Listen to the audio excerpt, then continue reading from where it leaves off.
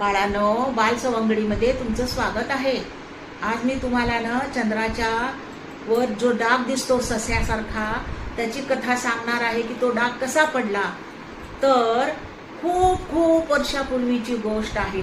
आकाशात चमकणारा चंद्र खूप सुंदर होता, इतका सुंदर की देवता सुद्धा त्याची स्तुती करत असत। हळूहळू चंद्राला आपल्या सौंदर्याचा खूप गर्व झाला।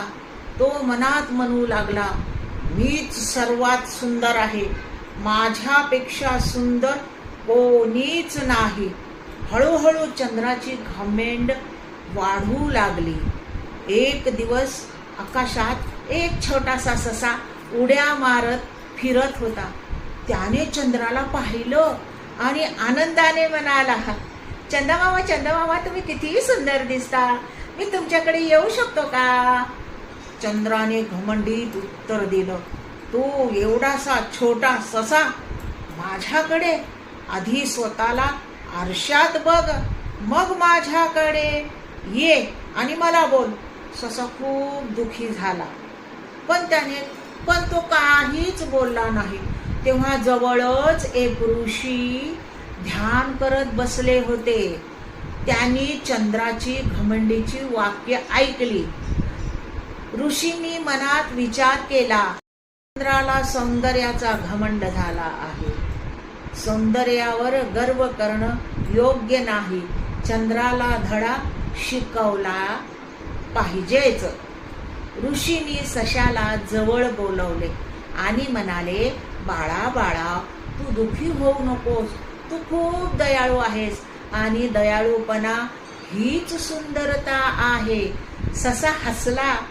सशानं ठरवलं की मी आता कुणालाही मदत करणार।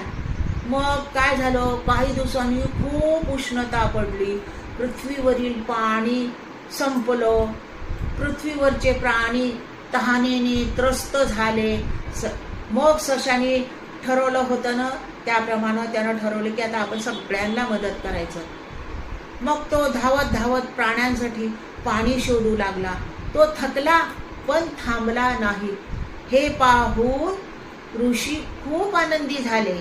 ऋषींनी आकाशाकडे पाहून म्हटलं, चंद्रा, तू सुंदर आहेस रे, पण हा छोटासा ससा मनाने अधिक सुंदर आहे।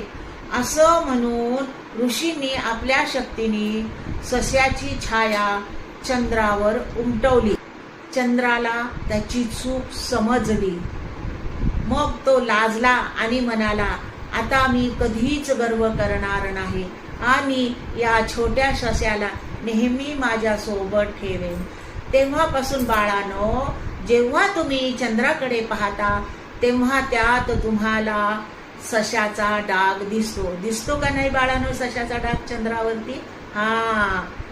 मग ह्या कथेची शिकवण काय आहे?